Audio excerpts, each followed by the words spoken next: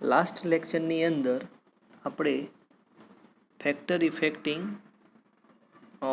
Selection of drilling pattern વિશે જોયું હતું. હવે આજે equipment use for production of aggregate એટલે કે એગ્રીગેટના ઉત્પાદન માટેની યંત્ર સામગ્રી કઈ કઈ હોય છે. તો ફર્સ્ટ નંબર 1 આવશે ક્રશર. હવે ક્રશરની વાત કરીએ તો ક્રશર નોર્મલી આપણે જાણીએ છીએ ક્રશ એટલે કે જે પણ મટીરિયલ હશે એને તોડી ભાગશે અથવા તો મોટી સાઇઝમાંથી નાની સાઇઝ કરી દેશે. તો એ રીતે આપણને અહીં આપેલા છે જો crusher, roller crusher, impact crusher, પછી જાયરેટરી ક્રશર, પછી કોન crusher.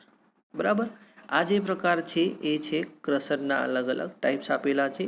Depend upon requirement, depend upon size. બરાબર, અલગ અલગ કામ પ્રમાણે અલગ અલગ ક્રશરનો આપણે ઉપયોગ કરી શકીએ છીએ. પછી આવશે આપણે બોલ મિલ એન્ડ રોડ મિલ. બરાબર, પછી આવશે સ્ક્રીન એટલે કે હવે જે પણ મટીરિયલ હશે એને છૂટું પાડવું પડશે નાની સાઇઝમાં અથવા તો મોટી સાઇઝમાં, અલગ અલગ સાઇઝમાં છૂટું પાડવું પડશે. જે રીતે શિવશેખર તમે પ્રેક્ટિકલ ભણી ચૂક્યા છો તો એ પ્રમાણે આની અંદર અલગ અલગ સાઇઝનું અલગ અલગ મટીરિયલ છૂટું પડશે. તો નંબર 1 છે રિવોલ્વિંગ સ્ક્રીન, પછી સેકન્ડ નંબર છે શેકિંગ, પછી છે વાઇબ્રેટિંગ. બરાબર, આ 3 પ્રકારની આપણને અલગ અલગ સ્ક્રીન મેથડ આપી છે, સ્ક્રીનિંગ મેથડ આપી છે. પછી આવશે લો વોશર. બરાબર, હવે આ જેટલા પણ આપણે પ્રકાર જોયા એનો માર્કેટની અંદર કયા કયા પ્રકારે આપણે જોઈ શકીએ છીએ. જે રીતે કે હવે આપણે ઇક્વિપમેન્ટ જોયું હોય માર્કેટની અંદર અથવા તો કોઈ જગ્યાએ અથવા તો સાઇટ ઉપર જોયું હોય પણ આપણને નામ ના ખબર હોય તો સૌપ્રથમ આપણે એના ઓરિજિનલ પિક જોઈશું. તો આપણે સ્ટાર્ટ કરીશું ક્રશરથી. તો નંબર 1 આવશે આપણું ક્રશર, એની અંદર જો ક્રશર. બરાબર, તો નંબર 1 આપણું હતું શું હતું? જો ક્રશર. તો એની અંદર આપણે આ જગ્યા ઉપર મટીરિયલ નાખવાનું રહેશે. ધીમે ધીમે આપણું જે પણ મટીરિયલની સાઇઝ હશે એ ઓછી કરી અને એને તોડી ભાગવાનું કામ કરતું હોય છે. બરાબર, સેકન્ડ નંબર આવશે આપણું રોલર ક્રશર, જેની અંદર 2 મોટા મોટા વ્હીલ હોય છે. બરાબર, અને જે પણ મટીરિયલ હશે એ રોલર થ્રુ તમારું નાની સાઇઝમાં આપણને મળી જશે અથવા તો મોટી સાઇઝ હોય તો એની નાની સાઇઝમાં તોડી પાડવું હોય તો આપણે આ પ્રકારના રોલરનો ઉપયોગ કરતા હોઈએ છીએ. નેક્સ્ટ આવશે આપણું ઇમ્પેક્ટ ક્રશર. ઇમ્પેક્ટ ક્રશરમાં શું હશે કે અહીં તમારે મટીરિયલ નાખવાનું રહેશે અને એની મોટી સાઇઝમાંથી એ નાની નાની સાઇઝમાં આપણને આઉટપુટ મળતું હોય છે. બરાબર, જે આ બધા ઇક્વિપમેન્ટ છે એ બને ત્યાં સુધી આપણને કોઈ મોટી મોટી ફેક્ટરી અથવા તો ઇન્ડસ્ટ્રીયલ એરિયામાં જોવા મળશે. કેમ કે આને આપણે એક જગ્યાએથી બીજી જગ્યાએ, જે રીતે કે પાવર સોવેલ પછી ડ્રેગ લાઇન એવી રીતે કામની સાઇડ ઉપર લઈ જઈ શકતા નથી. બરાબર ને, એટલે જે પણ મટીરિયલ હોય એને આપણે મશીન સુધી પહોંચાડી અને પછી આપણને જે પણ સાઇઝનું મટીરિયલ જોઈતું હોય એ સાઇઝનું આપણને મટીરિયલ મળી જાય છે. પછી આવશે ગ્રાઇટરી ક્રશર. હવે આનો એક આપણને એનિમેશન ટાઈપનો આપણને એક પિક જોવા મળે છે, જેની અંદર આપણે મટીરિયલ અહીં નાખવાનું રહેશે. વચ્ચેની જે આપણને શાફ્ટ બતાવી છે એથી મોટી સાઇઝ તમારી નાની નાની થઈ અને આપણને મળી જશે. બરાબર, અને લાસ્ટ આવશે કોન ક્રશર. તો કોન ક્રશરની વાત કરીએ તો કોન ક્રશર આ ટાઈપનું આપણું એક શું હોય છે? ઇક્વિપમેન્ટ હોય છે, જેની અંદર આપણે ઉપરની તરફથી મટીરિયલ નાખવાનું રહેશે અને એને ધીમે ધીમે ક્રશ કરીને જે પણ પ્રકારનું મટીરિયલ જોઈતું હોય એ સાઇઝમાં આપણને મળી જતું હોય છે. હવે સેકન્ડ નંબર હતું બોલ મિલ એન્ડ રોલ મિલ. તો બોલ મિલ જોઈશું આપણે કે કયા પ્રકારનું ઇક્વિપમેન્ટ હોય છે.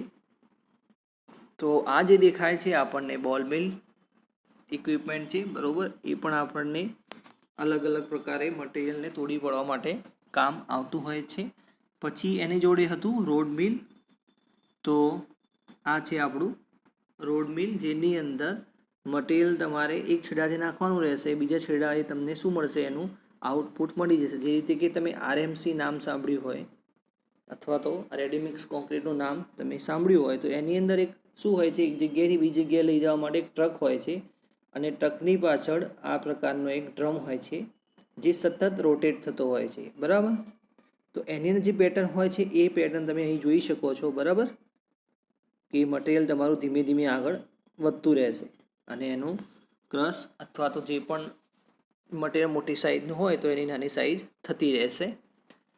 હવે આવશે સ્ક્રીન. તો સૌ પ્રથમ છે રિવોલ્વિંગ સ્ક્રીન. આ તમે જોયું હશે, મોટા ભાગે આપણે જે કન્સ્ટ્રક્શન કામમાં આપણે સેન્ડને સ્ક્રીનિંગ કરવા માટે આપણે ઉપયોગમાં લેતા હોઈએ છીએ. વચ્ચેના ભાગે આપણે જે મટીરિયલની અલગ અલગ સાઇઝ જોતી હોય તો જે રો મટીરિયલ આપણે વચ્ચેની સાઇઝ નાખશું અને આ નીચેની તરફ આપણને એની નાની સાઇઝ મળી જતી હોય છે. અથવા તો જો મટીરિયલ આપણું રજકણો અથવા ધૂળ પ્લાસ્ટિકથી મિક્સ હોય તો આપણને નીચે આપણું જે પણ સેન્ડ કે પછી જે પણ મટીરિયલ હોય એ ઇઝીલી ચોખ્ખું થઈને મળી જતું હોય છે. પછી આવશે શેકિંગ સ્ક્રીન. તો આ જે સ્ક્રીન છે એની અંદર શું છે, મટીરિયલ તમારું વન ટાઈપ ઓફ બિલ્ડ કન્વેયરથી એક જગ્યાએથી બીજી જગ્યાએ પાસ થતું હશે, પણ આ જે શેકિંગ છે એની અંદર આ જે પાર્ટ છે એ થોડું શેક થતો હશે, બરાબર. એટલે એના શેક થવાથી શું થશે, કાં તો એ અપડાઉન અથવા તો લેફ્ટ રાઈટ થતો હશે, જેથી જે પણ મટીરિયલ હશે અહીં જો આપણે જોઈ શકીએ છીએ ને અહીં જોઈ શકીએ છીએ તો આની અંદર સોઇલનું પ્રમાણ દેખાય છે, જ્યારે અહીં આપણે શું દેખાય છે, એકલા એગ્રીગેટ જોવા મળે છે, બરાબર. એટલે કે જે પણ મટીરિયલ હશે એમાંથી કામની વસ્તુ રહેશે, નકામી વસ્તુ ઓટોમેટિકલી બહાર નીકળી જશે. પછી આવશે આપણું વાઇબ્રેટિંગ સ્ક્રીન. તો વાઇબ્રેટિંગ સ્ક્રીનની અંદર ઉપર આપણે એક મટીરિયલ નાખીશું, એ ફર્સ્ટ સ્ક્રીનમાંથી સેકન્ડ સ્ક્રીનમાં જશે અને સેકન્ડમાંથી થર્ડમાં જશે, બરાબર. અને આપણને ઓરિજિનલ લાસ્ટ સ્ક્રીનમાં મળી જશે.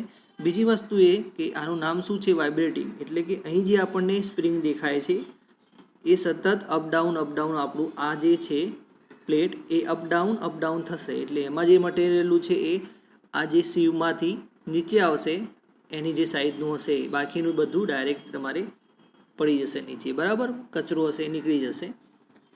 એટલે આને શું કહીશું આપણે, વાઇબ્રેટિંગ સ્ક્રીન. અને લાસ્ટ આવશે લોગ વોશર. લોગ વોશર કંઈ ખાસ નથી, પણ જે ફાઇનલ ટચ કહી શકાય આપણા મટીરિયલનું, કે જે પણ મટીરિયલ આપણને મળી રહ્યું છે ક્રશરની અંદરથી પાસ થઈ, પછી બોલ મિલ અથવા તો રોડ મિલની અંદરથી પાસ થઈ, પછી સ્ક્રીનની અંદરથી પાસ થઈ અને લાસ્ટમાં લોગ વોશરની જરૂર એટલા માટે છે કે જે મટીરિયલ છે એના ઉપર ધૂળ કચરો જે પણ વળગેલું હોય એને આપણે વોશ કરવાથી એ બધું ઉપરની સપાટીથી રિમૂવ થઈ જશે અને આપણે જે ઓરિજિનલ મટીરિયલ છે એ આપણને ક્લીન અને કન્સ્ટ્રક્શનની અંદર યુઝ કરી શકીએ એ પ્રમાણેનું મળી જશે, બરાબર. આપણું જે આ મટીરિયલ છે એને અહીંથી પાણીના છંટકાવથી એને સાફ કરવામાં આવે છે. હવે આપણે જોઈશું ક્રશર, બરાબર. આપણે હાલ જોયું એ ખાલી એના પીક હતા. હવે ડીપમાં જોઈશું ક્રશર કોને કહીશું. તો આપણે ક્રશર તરફ જઈએ. તો નંબર 1 ક્રશર. તો તે કપચીને જુદી જુદી સાઇઝમાં ભાગવા માટે વપરાય છે. ક્રશિંગના તબક્કાના આધારે ક્રશરના જુદા જુદા ભાગ છે, બરાબર. મેં તમને બતાવ્યા. એમાં પ્રાઇમરી, સેકન્ડરી અને એ પ્રમાણે આપણને પથ્થરને વેચેલા હોય છે, બરાબર. ખાણમાંથી આવતા પથ્થરને પ્રાઇમરી ક્રશરમાં નાખવામાં આવે છે, જે પથ્થરની સાઇઝ નાની કરે છે. પછી પ્રાઇમરી ટુ સેકન્ડરી નાખવામાં આવે છે, જેમાં પથ્થરની સાઇઝને વધારે નાની થાય છે, બરાબર. આમ કેટલાક પથ્થરોની જરૂરિયાત સાઇઝ મળે પહેલાં 4 થી 5 ક્રશરમાં પસાર થઈ જાય છે, બરાબર. એટલે આપણે જે ઓરિજિનલ પાર્ટ જોઈએ છે એને લાવવા માટે 4 થી 5 વખત ક્રશરની અંદરથી એ મટીરિયલ પાસ થતું હોય છે. એના પછી આપણને જોઈતું મટીરિયલ મળતું હોય છે. રિડક્શન ગુણોત્તર આપણને આપેલો છે, રિડક્શન રેશિયો એટલે કે મટીરિયલ કેટલું રિડક્શન થાય છે. તો ક્રશરમાં નાખેલ પથ્થરની સાઇઝ અને ક્રશરમાંથી મળેલ પથ્થરની સાઇઝ, બરાબર. તો ઓરિજિનલ જે વસ્તુ હશે એમાંથી આપણને કેટલું આઉટપુટ મળે છે. જે રીતે કે પથ્થરમાં નાખેલી સાઇઝ તમારી એક્સ હોય તો તેમાંથી મળેલા આપણને પથ્થરની નાની સાઇઝ કેટલી હોય, વાય હોય, બરાબર. એટલે આ રીતનો અલગ આપણને કેલ્ક્યુલેશન માટે એક રેશિયો આપેલો છે. અને બુકની અંદર આપણને જો ક્રશરની ફિગર આપેલી છે, બરાબર. તો એ ફિગર આપણે જોઈએ અને એક્ઝામની અંદર જો ક્રશર પૂછાય તો તમારે દોરવાનું રહેશે, બરાબર. ફિગર સાથે સમજાવવાનું રહેશે. આ જે જો ક્રશર છે એને આપણે સિંગલ જો ક્રશર કહી શકશું. કેમ? તો બુકની અંદર આપણને 2 આપેલા છે. પરીક્ષાની અંદર તમે એક દોરશો તો ચાલશે, વાંધો નહીં. અને સ્કેચ બુકની અંદર આપણે બંને દોરવાના થશે, કેમ કે આપણને જો ક્રશર દોરતા આવડી જશે, બંને દોરશો એટલે. હવે સિંગલ જો ક્રશર એટલા માટે કે આની અંદર મૂવેબલ પ્લેટ એક જ હશે, જે આ છે. આ સામેવાળી પ્લેટ છે એ હંમેશા ફિક્સ જ રહેશે. પાછળની પ્લેટ છે એ જ મૂવ થશે, એટલે કે ધીમે ધીમે આગળની તરફ આવશે અને જે પણ મટીરિયલ હશે એને પાવડર ફોર્મમાં કન્વર્ટ કરી આપશે, અથવા તો નાની સાઇઝમાં આપણને કન્વર્ટ કરી આપશે, બરાબર. હવે આપણે બુક પ્રમાણેની એક સ્કેચ જોઈ લઈએ એનું સિંગલ જો ક્રશરનું. હવે બુક પ્રમાણે જોઈએ તો આ પ્રમાણેની એક ફિગર આપણને આપેલી છે, જેની અંદર મૂવેબલ પ્લેટ તમારી એક જ છે, એટલે આને સિંગલ જો ક્રશર કહીશું, બરાબર. મૂવેબલ જો પ્લેટ તમારી એક જ છે એટલે આને સિંગલ જો ક્રશર કહીશું. આપણે ઉપરની તરફ મટીરિયલ નાખવાનું રહેશે, બરાબર. આ જે ભાગ છે ત્યાં આપણે મટીરિયલ નાખવાનું રહેશે. ધીમે ધીમે આપણને નાની સાઇઝમાં આપણને નીચે મળી જશે, બરાબર. આમાં એક જ પ્લેટ મૂવેબલ છે. હવે જે જોઈશું એ ડબલ જો ક્રશર છે, જેની અંદર એક આ પ્લેટ મૂવેબલ હોય છે, આ પ્લેટ પણ મૂવેબલ હોય છે.